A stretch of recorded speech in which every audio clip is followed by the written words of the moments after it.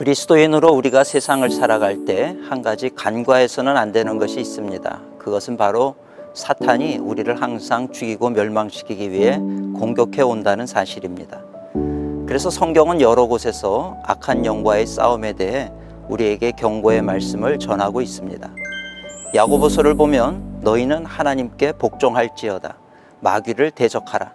그리하면 너희를 피하리라. 이렇게 말씀하고 있습니다. 베드로 전서에서도 너희는 믿음을 굳건하게 하여 그를 대적하라 말씀합니다. 에베소서에서도 우리의 삶이 곧 영적 전쟁터임을 분명히 말씀하고 있습니다. 우리의 씨름은 혈과 육을 상대하는 것이 아니요 통치자들과 권세들과 이 어둠의 세상 주관자들과 하늘에 있는 악의 영들을 상대함이라. 그러므로 하나님의 전신갑주를 입으라 이렇게 말하고 있습니다. 예수님도 이 땅에서 공생의 기간 동안 중요하게 행하셨던 일 가운데 하나가 바로 귀신을 쫓아내는 일이었습니다. 이런 모든 정황들을 고려해 볼 때 악한 영은 오늘도 우리의 삶을 공격하고 있다는 사실을 간과해서는 안 됩니다. 이런 악한 영의 공격을 이겨내기 위해서는 우리가 먼저 영적으로 강건해지는 것이 가장 중요하지만 또 한편으로는 악한 영이 어떤 방식으로 우리를 유혹하고 공격하는지 아는 것도 중요합니다. 악한 영이 공격하는 기본 패턴은 예수님이 공생애를 시작하시기 전에 예수님을 공격했던 세 가지 유혹을 참고하는 것이 중요합니다. 왜냐하면 사탄과 악한 영은 오늘도 비슷한 패턴으로 우리를 유혹하고 또 공격하기 때문입니다. 첫 번째 유혹은 우리가 잘 아는 것처럼 돌을 가지고 떡을 만들어 먹으라는 유혹입니다. 우리 육체의 필요와 연관된 공격입니다. 사람이 살아갈 때 그저 배가 고프면 먹을 것을 먹고 졸리면 잠을 잡니다. 일반적으로 사람들은 그렇게 살아갑니다. 이것이 잘못된 것은 아니지만 그렇게 육체의 필요만을 따라 사는 것은 때로 위험할 수도 있습니다.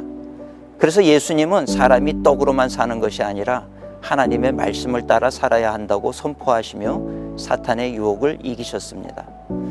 오늘도 우리가 세상을 살아갈 때 육체의 필요만을 위해 살아가게 되면 우리는 사탄의 유혹에 이끌려 다니는 인생을 살 수밖에 없습니다.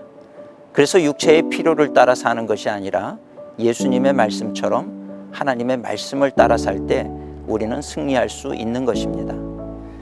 두 번째 유혹은 높은 곳에서 뛰어내려 너의 존재를 증명하라는 유혹입니다.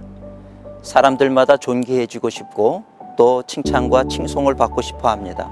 명예욕입니다. 그러나 예수님은 이 세상에서 높임받기 위해 오신 것이 아니라 사명을 다하기 위해 오셨습니다. 그래서 그런 사탄을 향해 하나님을 시험하지 말라 하시며 그 유혹을 이기셨습니다. 참된 그리스도인으로 살아가는 데 있어서 우리도 칭찬받고 싶어하고 또 높아지고 싶은 마음을 따라 사는 것은 큰 유혹거리가 됩니다. 우리 인생에 있어서 가장 중요한 것은 하나님을 예배하며 하나님과 함께 사는 것입니다. 사탄의 세 번째 유혹은 자신에게 경배하면 이 세상의 모든 것을 다 주겠다는 유혹이었습니다.